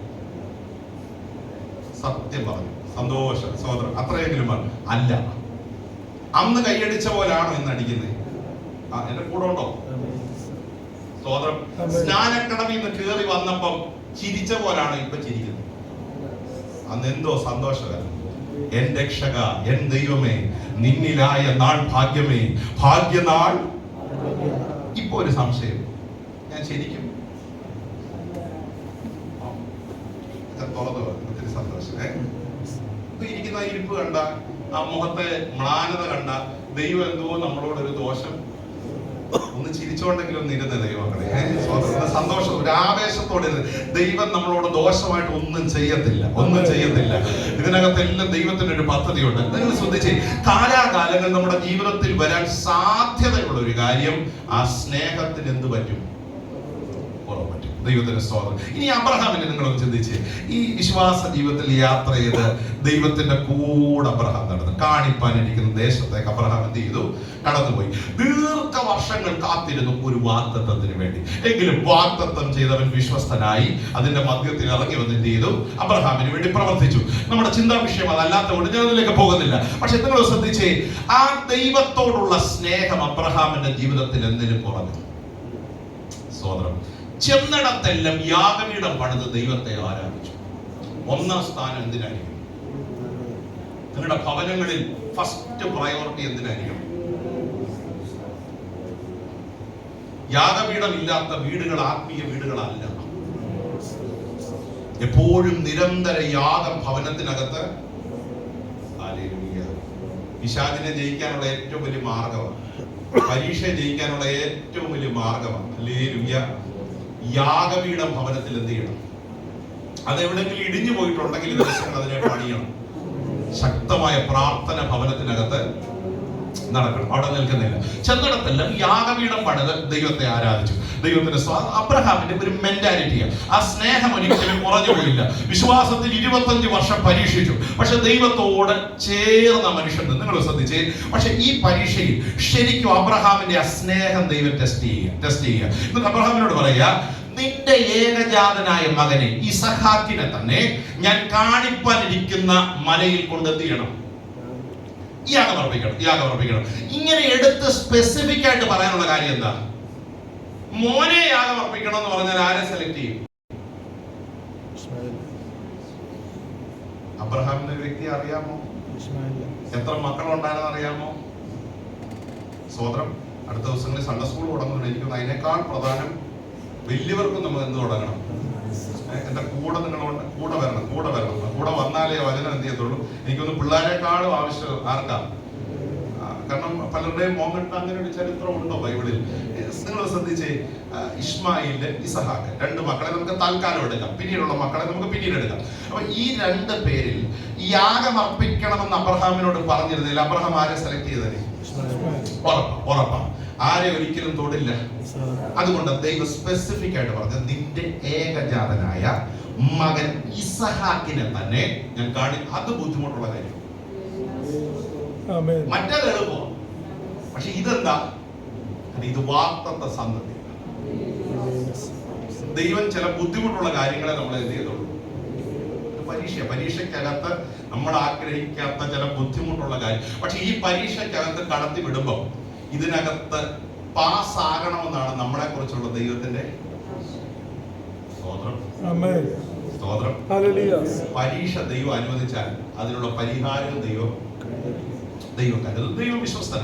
അപ്പൊ ശ്രദ്ധിക്കണം, ആ സ്നേഹത്തെ ദൈവം ടെസ്റ്റ് ചെയ്യുക കേട്ടോ. കൊടുക്കുമോ ഒരു കൂസലുമില്ല. ആ സ്നേഹം കുറഞ്ഞില്ല. അധികാലത്ത് എഴുതി. ഹലോ, കംപ്ലൈന്റും പറഞ്ഞില്ല. എന്റെ അഭിപ്രായത്തിൽ അമ്മാമ്മയോടും പറഞ്ഞിരുന്നെങ്കിൽ ഈ കാര്യം എന്ത് ചെയ്യത്തില്ല, നടക്കുമായിരുന്നോ? സൗകര്യമായിരുന്നു. സാറാമ്മച്ചിയോട് ഈ വിഷയം പറഞ്ഞിരുന്നെങ്കിൽ ആയുസിൽ ഇങ്ങനൊരു യാഗം പോലും നടക്കത്തില്ല. പക്ഷെ നിങ്ങൾ ശ്രദ്ധിച്ചേ, ഈ നമ്മുടെ ഒരു വിഷമം 2 പേരോട് പറയുമ്പോഴാണ് നമ്മുടെ മനസ്സിന് എന്തുണ്ടാകുന്നത്. ഇത് അകത്ത് കൊണ്ടു നടന്നാലോ? ഹലോ, സൗകര്യമാരെന്ന് പറഞ്ഞ് മനസ്സിലാകുന്നുണ്ടോ? നമ്മുടെ വിഷമം പറയാൻ 2 പേരുണ്ടെന്ന് വെച്ചോ, ഫോണിൽ കൂടെ ആയാലും ഒന്ന് പറഞ്ഞു കഴിയുമ്പോൾ നമ്മുടെ മനസ്സിനകത്ത് എന്തുണ്ടാകും. പക്ഷെ ഇത് അകത്ത് വെച്ചോണ്ടിരുന്നാലോ അത് ബുദ്ധിമുട്ടാണ്. ഈ വേദനയെ അബ്രഹാം അനുവദിച്ചത്. മോനോട് പറയാൻ പറ്റും? പറ്റും. ബാല്യക്കാരോട് പറയാൻ പറ്റുമോ? നിങ്ങൾ ഇവിടെ ഇല്ല. ആരോട് പറയും വിഷമം? ഈ ഭൂമിയിൽ ഒരാളോടെങ്കിലും ആ മനുഷ്യൻ അനുഭവിച്ച ഫ്രസ്ട്രേഷൻ അല്ലേ, മനസ്സിനകത്തുണ്ടായ ആ ഞരക്കം, ആ വേദന. ദൈവത്തിന്റെ സ്തോത്രം. പക്ഷേ ഒരു കാര്യം ഞാൻ നിങ്ങളോട് പറയാൻ പറ്റിയ ഒരാൾ നമുക്കുണ്ട്. നമ്മുടെ ഏത് വേദനയും തുറന്നു പറയാൻ കഴിയുന്ന, നമ്മുടെ ഹൃദയം തുറന്ന് ദൈവസന്നിധിയിൽ അർപ്പിച്ച് എന്ത് നമുക്ക് ദൈവത്തോട് സംസാരിക്കാൻ കഴിയുന്ന ഒരു അരുമനാഥനായ ഒരു കൂട്ടുകാരൻ നമുക്ക്. ആ കർത്താവിന്റെ സന്നിധിയിലെല്ലാം പറയണം. നമ്മുടെ വേദന മുഴുവൻ എന്ത് ചെയ്യണം. ഈ ഹന്നാമ്മച്ചി ആലയത്തിൽ വന്ന ആ വിഷമം മുഴുവൻ ദൈവത്തോട് പറഞ്ഞു. പിന്നെ അവളുടെ മുഖം എന്ത് ചെയ്തില്ല. കാരണം പറയേണ്ടത് ആരോട് പറഞ്ഞു? ഇന്ന് പകൽ ആലയത്തിൽ ഒരു തുള്ളി കണ്ണുനീരെങ്കിലും വീണാൽ, ദൈവത്തോട് പ്രാർത്ഥിച്ചാൽ അതിന് മറുപടി തരാൻ എന്റെ ദൈവം വിശ്വസ്തനാണ്. പക്ഷെ സ്വർഗം നോക്കുകയാണ്, അത് പറയാൻ തയ്യാറാണോ? കർത്താവേ, എനിക്ക് കഴിവില്ല, എനിക്ക് മുന്നോട്ട് പോകാൻ ബലമില്ല, എന്റെ നിന്ന മാറ്റണം, എന്റെ അപമാനം മാറ്റണം, എന്റെ ഞരക്കം മാറ്റണം, എന്റെ ഹൃദയത്തിനകത്തുള്ള വേദന ദൈവം എടുത്തു മാറ്റണം. സകലവും നന്നായി അറിയുന്ന ഒരു ദൈവത്തിന്റെ കരങ്ങളിൽ ഞാൻ എന്നെ സമർപ്പിക്കുന്നു എന്ന് എത്ര പേർക്ക് ആത്മാർത്ഥമായി ദൈവത്തോട് പറയാൻ? എല്ലാം ദൈവത്തോട് തുറന്ന് പറയണം. അപ്പം ഈ ദൈവ മനുഷ്യൻ അനുഭവിച്ച ഫ്രസ്ട്രേഷൻ ഞാൻ കുറച്ചു നേരം ചിന്തിച്ചു. അത് വളരെ വലുതാണ്. പക്ഷേ സ്നേഹത്തിന് കുറവ് വന്നില്ല. മുഖത്ത് ആ ഭാവം എന്ത് ചെയ്തില്ല. കാരണം രാവിലെ എണ്ണീറ്റ് പോകുമ്പം മുഖത്ത് എന്തെങ്കിലും ഒരു ഭാവമാറ്റം ഉണ്ടെങ്കിൽ അമ്മച്ചി പിടിക്കും. എന്റെ കൂടെ ഉണ്ടോ? ഇന്നലെ കണ്ടപ്പോൾ എന്ത് പറ്റിയെന്നെങ്കിലും, ഹലോ, ബാല്യക്കാരെങ്കിലും ചോദിക്കും. അപ്പൊ മുഖം പോലും എന്ത് ചെയ്യാൻ പറ്റത്തില്ല. എന്തൊരു അവസ്ഥയാണ്. സോദര ആ മുഖത്തിന്റെ ഭാവം പോലും മാറാൻ പറ്റില്ല. നല്ല പോളിഷ്ഡ് ആയിട്ട് ചിരിച്ച് മുഖം എന്ത് ചെയ്യണം? ആ ദൈവമനുഷ്യനെ ഓർത്ത് ഞാൻ സ്തോത്രം ചെയ്യുന്നു. അത് ദൈവം കൊടുത്തൊരു കൃപയാണ്. ബലഹീനതയിലും തികഞ്ഞു വരുന്ന ദൈവത്തിന്റെ ശക്തി. പ്രതിസന്ധിക്കകത്ത് ചിരിക്കുന്ന ഒത്തിരി പേര് എനിക്കറിയാം. വെല്ലുവിളികൾക്കകത്തും അത് പുറത്തറിയിക്കാതെ ചിരിക്കുന്ന ഒത്തിരി പേര്. അതൊരു കൃപയാണ്, അതൊരു കൃപയാണ് കേട്ടോ. സ്തോത്രം. ഞാൻ ജീവിതത്തിൽ പഠിച്ചിട്ടുള്ള ഏറ്റവും വലിയ പാഠം, ഏറ്റവും കൂടുതൽ ചിരിപ്പിക്കുന്നവരാ ഹൃദയത്തിൽ ഏറ്റവും കൂടുതൽ കരയുന്നത്. നിങ്ങൾക്ക് തോന്നിയിട്ടുണ്ടോ? എനിക്ക് തോന്നിയിട്ടുണ്ട്. ഒരുപക്ഷെ നമ്മളെ ഏറ്റവും കൂടുതൽ ചിരിപ്പിക്കുന്നവരും സന്തോഷിപ്പിക്കുന്നവരായിരിക്കും ഹൃദയത്തിൽ ഏറ്റവും കൂടുതൽ കരയുന്നത്. ഈ ചാർലി ചാപ്ലിൻ എന്നൊരു വ്യക്തിയെ കുറിച്ച് കേട്ടിട്ടുണ്ടോ? അദ്ദേഹത്തിന്റെ ജീവിതം ഒരു ദുരന്തമായിരുന്നു. ലോകത്തിൽ ഇതുപോലെ മനുഷ്യരെ ചിരിപ്പിച്ച ഒരു വ്യക്തി. പക്ഷെ അദ്ദേഹത്തിന്റെ ചരിത്രം വായിക്കുമ്പോൾ അദ്ദേഹം തകർന്നു പോയൊരു മനുഷ്യനായിരുന്നു. ഹൃദയം വേദനിച്ച ഒരു മനുഷ്യനായിരുന്നു. പക്ഷേ അദ്ദേഹം പുറമെ എന്ത് ചെയ്യും? മറ്റുള്ളവരെ. ഇതൊരു കൃപയാണ്. അത് ആ ദൈവകൃപ പ്രാപിച്ചവർക്ക് അത് എന്ത് ചെയ്യാൻ പറ്റും? നമ്മൾ പ്രതിസന്ധിക്കകത്ത് പോകുമ്പോഴും മറ്റൊരാളെ കണ്ട ധൈര്യമായിരിക്കും. ദൈവം പ്രവർത്തിക്കുമെന്ന് പറയാനുള്ളത് ഒരു കൃപ പ്രാപിച്ചാൽ ആ കൃപയാണ് മറ്റുള്ളവരിലേക്ക് നമ്മൾ എന്ത് ചെയ്യേണ്ടത്? സ്തോത്രം, സ്തോത്രം, സ്തോത്രം, സ്തോത്രം. ഇന്ന് രാവിലെ നിങ്ങളോട് ഈ വചനം പറയുമ്പോൾ ആ കൃപ കൊണ്ട് ദൈവം നിങ്ങളെ നിറയ്ക്കട്ടെ. നിങ്ങളെ ദൈവം പരീക്ഷയിലൂടെ നടത്തുമ്പോഴും അനേക പരീക്ഷിക്കപ്പെടുന്നവരെ ധൈര്യപ്പെടുത്താൻ, ഉറപ്പിക്കാൻ അതിനുള്ള ഒരു അഭിഷേകം ഇന്ന് മുതൽ ഈ ഹോളിൽ വ്യാപരിക്കട്ടെ എന്ന് ഞാൻ ആത്മാർത്ഥമായി ദൈവം അത് എന്റെ മേൽ പകരണമെന്ന് എത്ര പേർക്ക് ദൈവസന്നിധി പ്രാർത്ഥിക്കാൻ കഴിയും?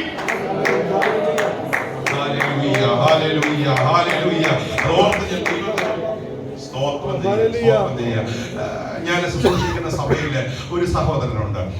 ഒത്തിരി പ്രതിസന്ധികളിലൂടെ കടന്നുപോയ ഒരു മനുഷ്യൻ, ഒത്തിരി പ്രതിസന്ധികളിലൂടെ കടന്നുപോയ മനുഷ്യന്.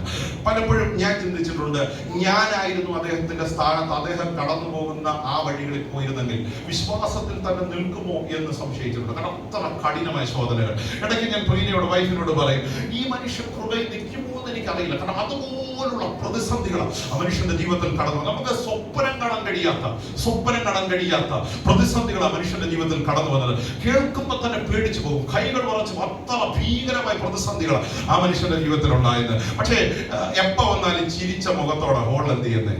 എപ്പോഴും നേരത്തെ വരും. ഭയങ്കര ഒരു സന്തോഷമാണ്. മറ്റുള്ളവരിലേക്ക് കൃപ പകരും.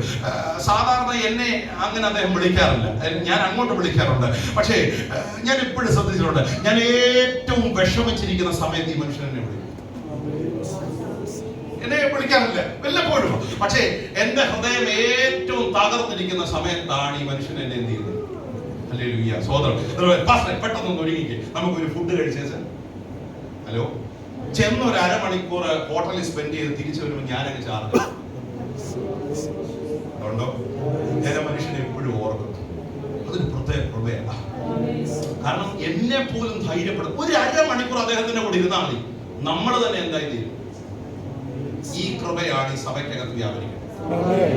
നിങ്ങളോട് അനേകർ ബലപ്പെടണം, നിങ്ങളോട് അനേകർ ധൈര്യം പ്രാപിക്കണം. നിങ്ങളുടെ പ്രാർത്ഥന അനേകർക്ക് ഒരു കോട്ടയായിരിക്കണം. നിങ്ങൾ പറയുന്ന ഒരു വാക്ക് അനേകരെ ധൈര്യപ്പെടുത്തണമേ. വിശ്വസിക്കുന്നുണ്ടോ?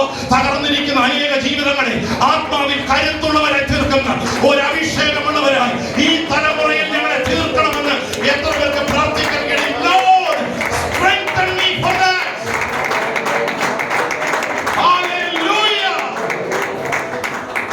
നിരുത്സാഹപ്പെടുത്തുന്നവരായിട്ടല്ല, ധൈര്യം കളയുന്നവരായിട്ടല്ല. നിങ്ങൾ പരീക്ഷിക്കപ്പെടുമ്പോഴും പരീക്ഷയിൽ ഇരിക്കുന്ന അനേകരെ ഉറപ്പിക്കുന്ന ഒരു ധൈര്യമാണ് വിശ്വാസ ജീവിതത്തിൽ ദൈവമക്കൾ പ്രാപിക്കേണ്ടത്. ചിലരെടുത്ത് ഒരു 10 മിനിറ്റ് ഇരുന്നാൽ നമ്മുടെ ഉള്ള ബലം കൂടെ തീരും. സ്തോത്രം. അവസാനം ഒരു ഡയലോഗ് എനിക്ക് അറിയാമായിരുന്നു ഇങ്ങനെയൊക്കെ. ഹലോ, ദൈവമക്കളെ കുറിച്ച് ദൈവം ആഗ്രഹിക്കുന്ന ആ നിലവാരം. We need to strengthen others. മറ്റുള്ളവരെ ധൈര്യപ്പെടുത്തുന്നവരായി നമ്മൾ മാറണം. പക്ഷെ ഓർക്കണം, നിങ്ങൾ ധൈര്യപ്പെടുത്തുമ്പോഴും നിങ്ങളെ ദൈവം പരീക്ഷിച്ചുകൊണ്ടിരിക്കുക. എല്ലാം സ്മൂത്തായിട്ടല്ല മറ്റുള്ളവരെ ബലപ്പെടുത്തുന്നത്. പക്ഷെ നമ്മൾ ആ ശോധനയുടെ വഴികളിലൂടെ കടന്നു പോകുമ്പോഴും അനേകരെ ഉറപ്പിക്കാൻ ലഭിക്കുന്ന ആ തന്റെ ഇടം, അതൊരു അഭിഷേകമാണ്. ഇതിന്റെ ഇടയ്ക്ക് പറഞ്ഞു പോയതാ, ഈ അഭിഷേകം ചിലരുടെ മേലെങ്കിൽ ഈ ദിവസങ്ങളിൽ ദൈവം പകരട്ടെ എന്ന് ഞാൻ ആത്മാർത്ഥമായി ദൈവസന്നിധിയിൽ പ്രാർത്ഥിക്കുകയാണ്. സ്നേഹം കുറഞ്ഞു പോയിട്ടില്ല.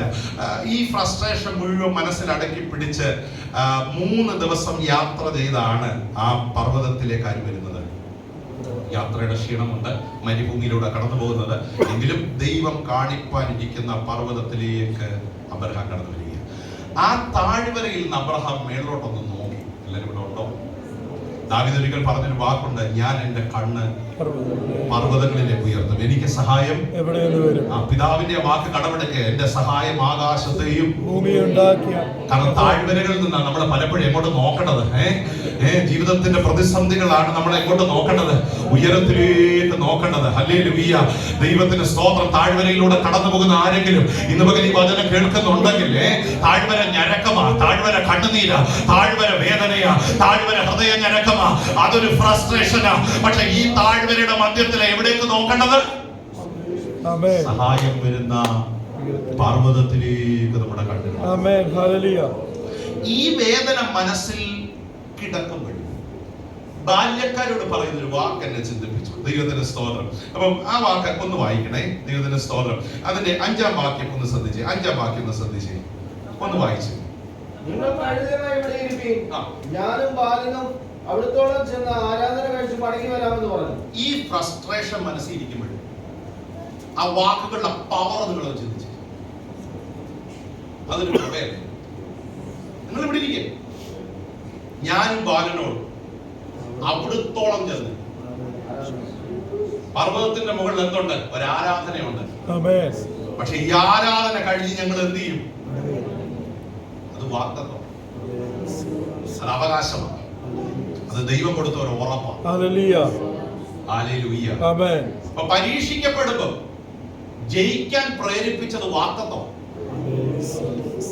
അത് പറഞ്ഞു പ്രാർത്ഥിച്ചു. അതാണ് ദൈവം തന്ന വാഗ്ദത്തം. ചാരത്തിൽ നിന്നും സന്തതിയെ തരാൻ ദൈവത്തിന് കഴിയുമെന്ന് ദൈവത്തിൽ വിശ്വസിച്ചു. റോമാലേഖനത്തിൽ എഴുതിയിരിക്കുക, ശ്രദ്ധിക്കണേ, അതവന് നീതിയായി. It was credited to him as righteousness. ചില നീതി വെളിപ്പെടുന്നത് വിശ്വാസത്തിന്റെ വാക്ക് പറയുമ്പോഴാണ്. ദൈവം അത് എഴുതി വെക്കും. നല്ല ഹല്ലേലൂയ പറഞ്ഞു പറയിപ്പിക്കുന്ന ആളല്ല, പക്ഷെ ഇതിന് ഈ സ്തോത്രം പോരാ. ഞാൻ ഒന്നുകൂടെ പറയാം, ഈ ശോധനകൾക്കകത്ത് വിശ്വാസത്തിന്റെ വാക്ക് പറഞ്ഞ സ്വർഗം അത് എഴുതി വെക്കും. അത് ദൈവം നീതിയായി കണക്കിടും, നാളുകൾ നന്മയ്ക്കായി. അപ്പൊ നമ്മൾ ഇത്രയും നാൾ ശോധന പറഞ്ഞ ഏതെങ്കിലും വാക്കുണ്ടോ ദൈവത്തിന് എഴുതി വെക്കാൻ പറ്റിയേ? എന്ന് ചിന്തിച്ചു ഉണ്ടോ? ഇല്ലണ്ട, മോഹം മാറി ഉണ്ടോ? നമ്മൾ എന്തൊക്കെയാ പറഞ്ഞേ? പറയണ്ട. നമ്മൾ പറഞ്ഞത് ഓർത്താ പലപ്പോഴും എന്ത് ചെയ്യാൻ പറ്റില്ല, ഡയറി പോലും എഴുതാൻ പറ്റില്ല. ഹലോ, നിരാശയുടെ വാക്കുകള്, വെറുവെറുപ്പിന്റെ ഞരക്കത്തിന്റെ വാക്കുകൾ, ചിലപ്പോ മിണ്ടത്തുമില്ല ആരോ. നമ്മുടെ മുഖം പെട്ടെന്ന് രാവിലെ അങ്ങനെ ഇരിക്കുന്നവരുണ്ടല്ലോ, എന്തോ വിഷമത്തോടെ, ചിലപ്പം ഒരു ദേഷ്യവും പ്രകടിപ്പിക്കത്തില്ല. സോദരം ഇങ്ങനെ മുഖം എന്ത് ചെയ്യും?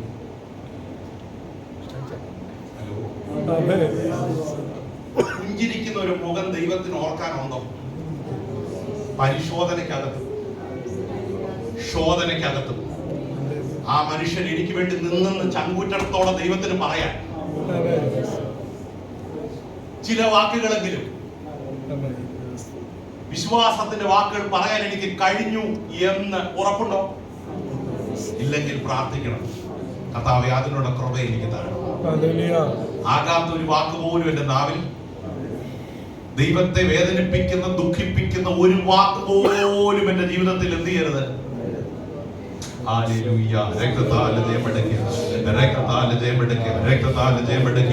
ആകാത്തൊരു വാക്ക് പോലും നമ്മുടെ ജീവിതത്തിൽ എന്ത് ചെയ്യരുത്. ആ കൃപ നമ്മൾ എന്ത് ചെയ്യണം? പ്രാപിച്ചെടുക്കണം. ആ സൗമ്യത നമ്മൾ പ്രാപിച്ചെടുക്കണം. ആ ശാന്തത നമ്മൾ എന്ത് ചെയ്യണം? പ്രാപിച്ചെടുക്കണം. ഹല്ലേലൂയ. അതൊരു കൃപയാ. കഴിഞ്ഞ ചില നാളുകൾക്ക് മുമ്പ് ഒരു സഹോദരനെ പരിചയപ്പെട്ടു. അപ്പം ഞാൻ ശുശ്രൂഷിക്കാൻ ചെന്ന മറ്റൊരു രാജ്യത്ത്, അപ്പം ഈ ഒരാഴ്ചത്തെ കണ്ടിന്യൂസ് ഉപവാസ പ്രാർത്ഥന നടക്കുക. അപ്പം കൃത്യം 9:30 ആകുമ്പം ഈ ഫാമിലി അങ്ങ് ഇറങ്ങിപ്പോകും. ആശീർവാദം പറയുന്ന ആ സമയത്ത് അപ്പം ഒന്ന് കണ്ട് പരിചയപ്പെടാനൊന്നും എന്ത് ചെയ്തില്ല, പറ്റിയില്ല. അപ്പം കുറച്ച് ദിവസം കഴിഞ്ഞപ്പോൾ ആ പാസ്റ്ററോട് എനിക്ക് പറഞ്ഞു, ആ ഫാമിലിയെ മാത്രം പരിചയപ്പെട്ടില്ല, ഒന്ന് കാണണം, ഒന്ന് സംസാരിക്കണം. അപ്പം ഞായറാഴ്ച അവരെ കണ്ടു, ഇങ്ങനെ സംസാരിച്ച് ഞാൻ ചോദിച്ചത്, എന്താ 9:30 ആശീർവാദം പറയുമ്പോൾ തന്നെ എന്തിനാ ഇറങ്ങിപ്പോകുന്നതെന്ന് ചോദിച്ചു. എന്തെങ്കിലും അത്യാവശ്യമുണ്ടോ, ജോലിയാണോ? അപ്പം പറഞ്ഞു, പാസ്റ്റർ അതൊന്നുമല്ല, അത്യാവശ്യമൊന്നുമില്ല. ഞാൻ ചോദിച്ചു, പിന്നെന്താ പെട്ടെന്ന് ഇറങ്ങിപ്പോകുന്നത്? ഞാനിവിടെ നിന്ന് ആരോടെങ്കിലും എന്തെങ്കിലും ഒക്കെ പറയും. അതുകൊണ്ട് കൃത്യം 9:30 ആശീർവാദം. അപ്പം അവര് സേഫാ, ഞങ്ങൾ ആരോടൊന്നും പറഞ്ഞില്ല. ഞങ്ങൾ മാന്യമായിട്ട് കർത്താവിനെ. അപ്പൊ വേണമെങ്കിൽ നമുക്ക് ചിന്തിക്കാം അത് സേഫ് അല്ലേ. കൃത്യം 8:45 ആശീർവാദം പറയുമ്പോൾ ഞാനും ചെയ്യല്ലേ. ഞാൻ ഉദാഹരണം പറഞ്ഞു, ഒരു 10 മിനിറ്റ് വർത്താനം പറഞ്ഞിട്ട് ഉണ്ടോ? ഉണ്ട്. അപ്പം ആദ്യം കേൾക്കുമ്പോൾ അത് സേഫാ, കാരണം ഞങ്ങൾക്ക് ആരോടും. പക്ഷെ അതിനകത്തൊരു പ്രോബ്ലം ഉണ്ട്. എന്താണെന്നറിയാമോ? ആരെങ്കിലും എന്തേലും പറഞ്ഞാൽ ക്ഷമയോടെ കേൾക്കാനുള്ള കൃപയില്ല.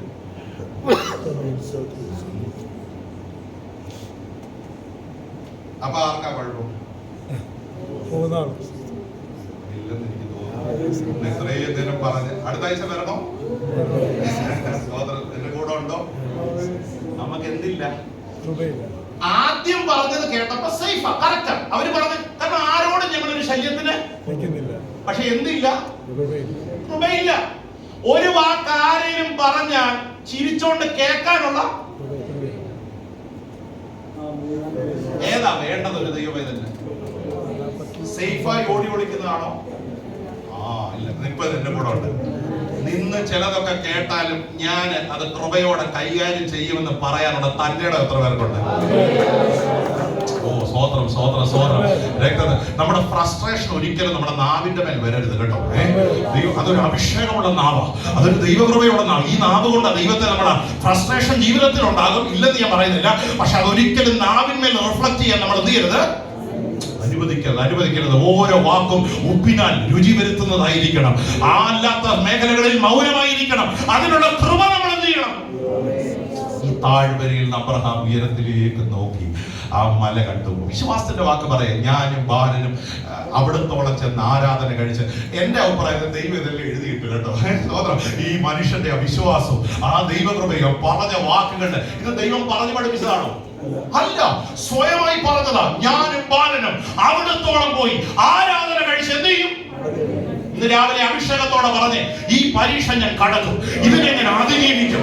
ഓ ഹല്ലേലൂയ, ഈ മല ഞാൻ അതിജീവിക്കും. ഈ വിശ്വാസത്തിന്റെ ശോധന ഞാൻ ഇന്ന് കടന്നു പോകുന്ന വഴികളെ ഞാൻ അതിജീവിക്കും. ഈ പ്രതിസന്ധികൾക്കകത്ത് ഞാൻ പുറത്തു വരും. അഭിഷേകമുള്ളവര് മാത്രം പറഞ്ഞാൽ മതി. ഈ വെല്ലുവിളിക്കകത്തുനിന്ന് എന്റെ ദൈവം എന്നെ പുറത്ത് കൊണ്ടുവരും. സൈന്യത്താൽ അല്ല, ശക്തിയാൽ അല്ല, ദൈവത്തിന്റെ ആത്മാവിനാൽ തന്നെ ഈ പ്രതിസന്ധികളെ അതിജീവിക്കാനുള്ള കൃപ. അത് വിശ്വാസത്തോടെ പറയണം. വിശ്വാസം, ഈ കണ്ണുനീര് ഞാൻ അതിജീവിക്കും, ഈ വേദന ഞാൻ അതിജീവിക്കും, എന്റെ ഹൃദയത്തിനകത്തുണ്ടായ ഈ ഞഴക്കം ഞാൻ അതിജീവിക്കും, ഈ ശൂന്യത ഞാൻ അതിജീവിക്കും. ഹല്ലേലൂയ, ഈ വെല്ലുവിളി ഞാൻ അതിജീവിക്കും. ആമേൻ, ഹല്ലേലൂയ, പ്രൈസ് ഗോഡ്. അതൊരു ഭക്തന്റെ വിശ്വാസമാണ്, അതൊരു ഭക്തന്റെ ധൈര്യമാണ്. ഹല്ലേലൂയ. ഈ മല ഓരോ സ്റ്റെപ്പ് കയറുമ്പോഴും സ്നേഹം കുറയ്ക്കുന്ന ഒത്തിരി വാക്കുകൾ അവിടെ പറയുന്നുണ്ട് കേട്ടോ. ഈ ചോദ്യം ഉയർത്തിയത് മോന. അപ്പം മോനിങ്ങനെ ചോദിക്കുക, അപ്പ വിറകുണ്ട്, തീയുണ്ട്, പക്ഷേ എന്തില്ല? കേട്ടോ, ചോദ്യം. അപ്പൊ ഈ ചോദ്യത്തിന്റെ ആൻസർ അപ്പൻ്റെ കയ്യിലുണ്ടോ? ഇല്ല. അപ്പൊ ഈ ചില വിഷയങ്ങളിൽ നമുക്ക് ആൻസർ ഇല്ല. എന്ത് മറുപടി പറയണം? ഈ നാട്ടിലൊക്കെ പോകുമ്പോ ഏറ്റവും വലിയ പ്രശ്നം ചെല്ലുന്ന ആഴ്ച ചോദിക്കുക എന്നാ തിരിച്ച്. അങ്ങനെ തോന്നിയിട്ടുണ്ടോ? ചർച്ച ചെല്ലുമ്പോ ആദ്യം ചോദിക്കുന്നത് ഈ പിള്ളേരുടെ വിഷയം വല്ലതാണെങ്കിൽ അത് ചോദിച്ചിട്ട് എന്ത് ചെയ്യത്തുള്ളൂ. നമുക്ക് പറ്റുന്ന ഒരു അപജയമാണ്. നമുക്കിതെല്ലാം ഒന്ന് അറിഞ്ഞ് ഒന്ന് കുത്തിയില്ലെങ്കിൽ അവരുടെ വേദന നമുക്ക് എന്ത് ചെയ്യത്തില്ല. ഹലോ, കുഞ്ഞുങ്ങളുടെ കല്യാണം എന്തായി? ചോദിക്കുന്നത് പോസിറ്റീവായിട്ടാണ്, പക്ഷെ ഇത് കേൾക്കുന്നവരുടെ മനസ്സിൽ ഇനി ജോലി വല്ലതും നഷ്ടപ്പെട്ടു പോവുകയാണെങ്കിൽ നാട്ടിൽ ചെന്ന് ജീവിച്ചു പോകാൻ. ഹലോ, സത്യമല്ലേ? അതൊരു യാഥാർത്ഥ്യമല്ലേ? ആരെങ്കിലും വന്ന് പറഞ്ഞോ സാരമില്ല, ധൈര്യമായി കർത്താവ് പ്രവർത്തിക്കുമെന്ന്? അങ്ങനെ പറയുന്നവർ വളരെ കുറവാണ്. ഹർട്ട് ചെയ്യുന്നവരല്ലേ, വേദനിപ്പിക്കുന്നവരാ നമ്മുടെ ചുറ്റും. നിങ്ങൾ ശ്രദ്ധിച്ചേ, ഈ ചില ചോദ്യങ്ങൾക്ക് വിശ്വാസ ജീവിതത്തിൽ ആൻസർ ഇല്ല. അങ്ങനെ തോന്നിയിട്ടുണ്ടോ?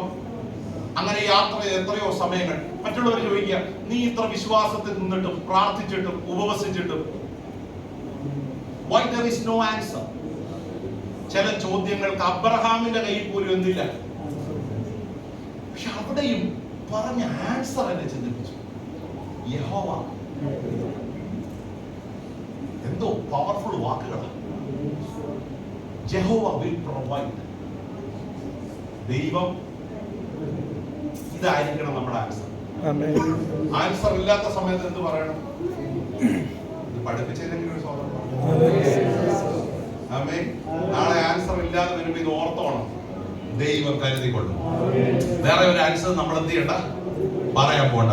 ചോദ്യം ചോദിച്ച ആളെ വിമർശിക്കാനും എന്ത് ചെയ്യണ്ട, പോണ്ട. പക്ഷെ ഈ വിശ്വാസ ജീവിതത്തിനകത്ത് ചിലതിന് ആൻസർ ഇല്ല, പക്ഷെ അതിനകത്ത് ദൈവം നടത്തുമ്പോ പറയണം, God will provide. എന്റെ ദൈവം എനിക്ക് വേണ്ടി കരുതും, എന്റെ ദൈവം എനിക്ക് വേണ്ടി പ്രവർത്തിക്കും. അത് വിശ്വാസത്തിന്റെ വാക്കാ. Praise God. ആകാത്ത ഒരു വാക്ക് പോലും ഈ മല ചവിട്ടുമ്പോ അബ്രഹാം എന്ത് ചെയ്തില്ല. മലയുടെ മുകളിൽ ചെന്നു യാഗപീഠമൊക്കെ വൃത്തിയാക്കി ഒരുക്കി വിറക് വെച്ചു, കൊച്ചനെ പിടിച്ച് കെട്ടി യാഗപീഠത്തിന്മേൽ വെച്ചപ്പോ ദൈവത്തിന് മനസ്സിലായി ജയിക്കാൻ വന്നവൻ. ഹലോ, തോൽക്കാൻ വന്ന ആളല്ല. ഈ പരീക്ഷ ജയിക്കുമെന്ന് ദൈവത്തിന് ഉറപ്പല്ല. സ്വതന്ത്രം യാഗം അർപ്പിക്കുമെന്ന് പറഞ്ഞാൽ അബ്രഹാം എന്ത് ചെയ്യും? അവിടെ വരെ ദൈവം എന്ത് ചെയ്തില്ല, മിണ്ടിയില്ല. പക്ഷെ യാഗപീഠത്തിന്മേൽ കിടത്തി കത്തി ഉറയിൽ നിന്ന് ഊരിയപ്പോൾ സ്വർഗമിടന്നു. അവിടെ ഉയരത്തിൽ നിന്നൊരു ശബ്ദം, അബ്രഹാമേ അബ്രഹാമേ, ബാലന്റെ മേൽ കൈവെക്കരുത്. ഒരു വാക്യം എന്നെ വളരെ ചിന്തിപ്പിച്ചു കേട്ടോ, സ്തോത്രം. അതിന്റെ 15 മുതലുള്ള വാക്യങ്ങൾ ഒന്ന് വായിച്ച് എനിക്ക് അതിനകത്ത് 1-2 പദങ്ങൾ നിങ്ങളോടൊന്ന് ഓർപ്പിക്കാൻ വേണ്ടിയാണ്. 22-ാം അധ്യായം 15 മുതലുള്ള വാക്യങ്ങൾ ഒന്ന് ശ്രദ്ധിച്ച് വായിച്ച്. യഹോവയുടെ ദൂതൻ രണ്ടാമതും ആകാശത്ത് നിന്ന് അബ്രഹാമിനോട് വിളിച്ച് അരുളി ചെയ്തത്, നീ ഈ കാര്യം ചെയ്തു, നിന്റെ ഏകജാതനായ മകനെ തരുവാൻ മടിക്കായതുകൊണ്ട് ഞാൻ നിന്നെ ഐശ്വര്യമായി അനുഗ്രഹിക്കും. മതി, സ്തോത്രം. നിന്റെ ഏകജാതനായ മകനെ തരാൻ, ആ വാക്കെന്നെ വളരെ സ്പർശിച്ചു. എന്നുവെച്ചാൽ ഈ പരീക്ഷയ്ക്കകത്ത് ആരാധന കുറഞ്ഞില്ല, വിശ്വാസം കുറഞ്ഞില്ല, സ്നേഹം കുറഞ്ഞില്ല. അതിനകത്തൊക്കെ ഒരു മടി വരാൻ, മടുപ്പ് വരാൻ. മടുപ്പ് വന്നിട്ടുണ്ടോ ദൈവങ്ങളെ? ആ മടുപ്പിനെ ജയിക്കണം. കോൾഡായി പോയിട്ടുണ്ടോ? കൈകൾ ചലിക്കാതിരുന്നിട്ടുണ്ടോ? നാവ് ചലിക്കാതിരുന്നിട്ടുണ്ടോ? വിശ്വാസത്തിന്റെ വാക്കുകൾ പറയാൻ കഴിയാതെ വന്നിട്ടുണ്ടോ? ആ മടുപ്പ് എവിടെങ്കിലും ജീവിതത്തിൽ ചിലരെ വിളിക്കുമ്പോ പറയുന്നത് കേട്ടിട്ടുണ്ട്, പാസ്റ്റർ മടുപ്പ. എന്താ വാക്കിന്റെ അർത്ഥം? ജീവിതം എന്താ? ഹലോ, പക്ഷെ ആ മടുക്കുന്നവരെയാ ദൈവത്തിന് ആവശ്യം. അവരെയാണ് ഒരു പുതിയ തലത്തിലേക്ക് പണിതെടുക്കാൻ ദൈവം. നിങ്ങൾ ശ്രദ്ധിച്ചേ, ഒരു മടി അവിടെ കാണിച്ചില്ല. നീ നിന്റെ ഏകജാതനായ മകനെ തരാൻ മടിക്കായ കൊണ്ട്. അടുത്ത വാക്ക്, ഞാൻ നിന്നെ ഐശ്വര്യമായി അനുഗ്രഹിക്കും. അപ്പൊ പരീക്ഷ എന്തിനാ അനുവദിക്കുന്നേ? സിമ്പിളാ.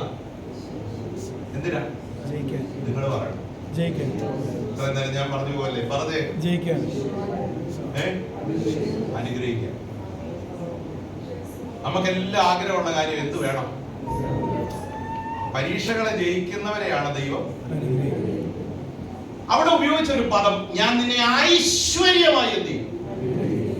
എന്താ വാക്കിന്റെ അർത്ഥം? ഐശ്വര്യം എന്നൊരു പദത്തിന്റെ അർത്ഥം നിനക്ക് സ്വപ്നം കാണാൻ കഴിയാത്ത തരത്തിൽ, ബൗണ്ടറികളില്ലാതെ എന്നാ വാക്കിന്റെ അർത്ഥം. ശരി, ബൗണ്ടറികളില്ലാതെ ദൈവം നിന്നെ. ഇന്ന് പകൽ എത്ര പേർക്ക് ആഗ്രഹമുണ്ട് ആ അനുഗ്രഹം ഞങ്ങളുടെ മേലൊന്ന് വെളിപ്പെടുത്തുവാൻ? സ്നേഹം കുറഞ്ഞു പോകരുത് കേട്ടോ.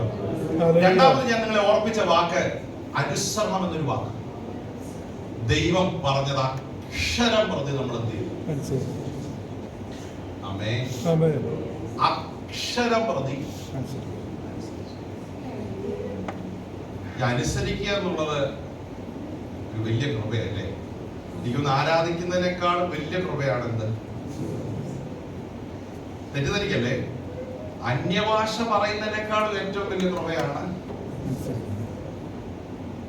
എനിക്ക് പ്രസംഗിക്കുന്ന ഇഷ്ടമാണ്, തോന്നിയിട്ടുണ്ടോ? തെറ്റിദ്ധരിക്കരുത്. അന്യഭാഷ പറയുന്നതിനേക്കാൾ ബുദ്ധിമുട്ടാണ് എന്ത്?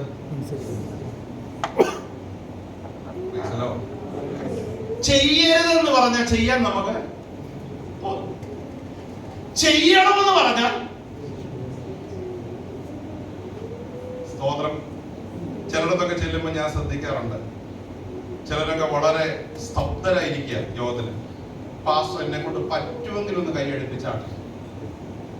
ഹലോ, പാസ്റ്റർ ചുണയുണ്ടെങ്കിൽ എന്നെ കൊണ്ടൊരു സ്തോത്രം. എനിക്ക് ചുണയില്ല. സ്തോത്രം. ഇതാരും കൊടുക്കേണ്ടതാ. മടിക്കരുത് കേട്ടോ. സ്തോത്രം പറയാൻ മടിക്കണ്ട, ആരാധിക്കാൻ മടിക്കണ്ട, സന്തോഷിക്കാൻ മടിക്കണ്ട. ദൈവത്തിന് കൊടുക്കുന്ന കാര്യത്തിൽ ഒരു മടി ഉണ്ടാകരുതേ. അങ്ങനെ മടിക്കാതെ കൊടുത്താൽ ദൈവം ഐശ്വര്യമായി നമ്മളെ. മൂന്നാമത്തെ പദം നിങ്ങളെ ഓർപ്പിച്ചത് വിശ്വാസം. അപ്പം 3 പദങ്ങളാണ്. ഒന്ന്, പരീക്ഷകളെ ജയിക്കണമെങ്കിൽ, വെരി ഗുഡ്. ഒന്ന്, ദൈവത്തോടുള്ള ആഴമായ സ്നേഹത്തെ കരുതണം. 2, ദൈവത്തെ അനുസരിക്കാനുള്ള ഒരു നല്ല മനസ്സ് നമുക്കുണ്ടാകും. 3, വിശ്വാസത്തിൽ നമ്മൾ വർദ്ധിച്ചു വരുന്നവരായി. നമുക്കെല്ലാം വിശ്വാസം ഉണ്ടോ എന്ന് ചോദിച്ചാൽ നമുക്കെല്ലാം എന്തുണ്ട്? ഇപ്പം എന്റെ ചിന്ത, വിശ്വാസമില്ലാത്ത ഒരാൾ പോലും ഈ ലോകത്തില്ല. സോദരം, നിങ്ങൾ ഒരു നിരീശ്വരവാദിയോട് ചോദിച്ചേ, ആ വ്യക്തിക്ക് പോലും വിശ്വാസമുണ്ട്. എന്താണെന്നറിയാമോ? ദൈവം ഇല്ലെന്ന് വിശ്വാസം നമ്മളിവിടെ ഇല്ല. നമ്മൾ വിചാരിക്കുന്നത് നമ്മൾ മാത്രമാണ്. അല്ല, ഒരു നിരീശ്വരവാദിക്ക് നല്ല ഉറപ്പുണ്ട് ദൈവം എന്റെ കൂടെ ഉണ്ടോ. അതൊരു വിശ്വാസമല്ലേ? ഞാൻ ആ വിശ്വാസത്തെ കുറിച്ചല്ല പറയുന്നത്. ദൈവത്തിലുള്ള അചഞ്ചലമായ വിശ്വാസം. അതുകൊണ്ടാണ് റോമാലയത്തിൽ എഴുതിയിരിക്കുന്നത്, ദൈവത്തെ കടന്ന് വിശ്വസിച്ചത് കൊണ്ട് അതവന് നീതിയായി ദൈവം. ഈ മെസ്സേജ് ഇങ്ങനെ അവസാനിപ്പിക്കുന്നു. നമ്മുടെ ചില വാക്കുകൾ നീതിയായി വരണം. നമ്മുടെ ചില വിശ്വാസത്തിന്റെ വാക്കുകൾ ദൈവം അത് നീതിയായി നമ്മുടെ ജീവിതത്തിൽ. ചില പരീക്ഷകൾക്കകത്ത് നിലനിന്ന ദൈവകൃപ നമുക്ക് നാളെ എന്തായി വരണം? ആഗ്രഹമുണ്ടോ? It should be credited to us as righteousness. എല്ലാ കണ്ണുകളും അടച്ച് ഒരു നിമിഷം ഒന്ന് പ്രാർത്ഥിച്ചു. കഴിഞ്ഞ 1 മണിക്കൂർ ദൈവത്തിന്റെ വചനം നമ്മൾ ധ്യാനിച്ചു. പക്ഷെ ഇന്ന് രാവിലെ ഒരു ചോദ്യത്തോടെ ഞാൻ അവസാനിപ്പിക്കുക. അതൊരു നീതിയായി എൻ്റെ ജീവിതത്തിൽ നാളുകളിൽ വെളിപ്പെടണം എന്ന് ആഗ്രഹിക്കുന്ന എത്ര ദൈവമക്കളുണ്ട്? വ്യക്തിപരമായി ഒന്ന് ദൈവത്തോടൊന്ന് പ്രാർത്ഥിച്ച്, വചനത്തിന്റെ മുൻപിൽ ഒന്ന് സമർപ്പിച്ച്, കർത്താവേ, ഞങ്ങളെ അതിനായി ഒരുക്കണമേ. ആകാത്ത ഒരു വാക്ക് പോലും ഞങ്ങളുടെ നാവിന്മേൽ ഉണ്ടാകരുത് എന്ന് എത്ര പേർക്ക് ദൈവത്തോട് ഇന്ന് പകൽ പ്രാർത്ഥിക്കാൻ കഴിയും? കർത്താവേ, ഞങ്ങളിലുള്ള അശുദ്ധിയുടെ മണ്ഡലങ്ങളെ ക്ഷമിച്ച് ആ വിശ്വാസത്തിന്റെ മേഖലകളെ ശമിച്ച് ആ കൃപ കൊണ്ട് ഞങ്ങളെ മൂടി കർത്താവേ, ചില പരീക്ഷകളെ അതിജീവിപ്പാനുള്ള കരുത്തും ദൈവകൃപയും ഞങ്ങളുടെ മേൽ പകരണമെന്ന് എത്ര പേർക്ക് ദൈവസന്നിധിയിൽ പ്രാർത്ഥിക്കാം, വചനത്തിന് മുൻപിൽ സമർപ്പിക്കാം, പ്രാർത്ഥിക്കാം. ജോയിക്കൊണ്ട് പാസ് പ്രാർത്ഥനയിൽ നമ്മെ സഹായിക്കുമല്ലോ. Thank you Jesus.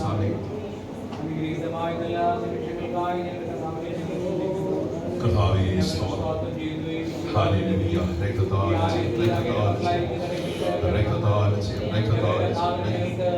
ആത്മാവിന്റെ സത്യത്തിലും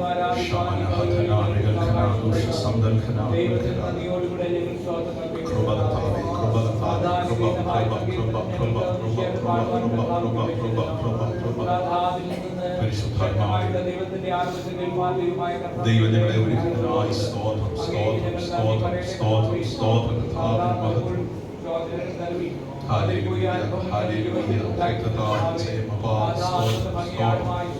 പരിശുദ്ധാത്മാവ് ഞങ്ങളെ ഒരുക്കണമെന്ന് പ്രാർത്ഥിക്കുന്നു.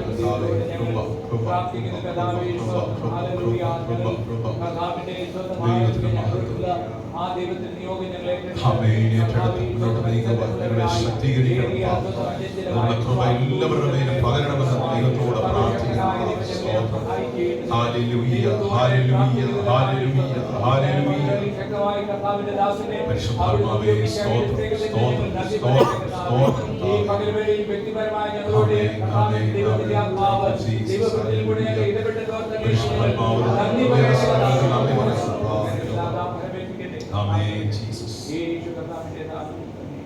ഈ വചനങ്ങളാൽ എല്ലാവരെയും കർത്താവ് അനുഗ്രഹിക്കട്ടെ.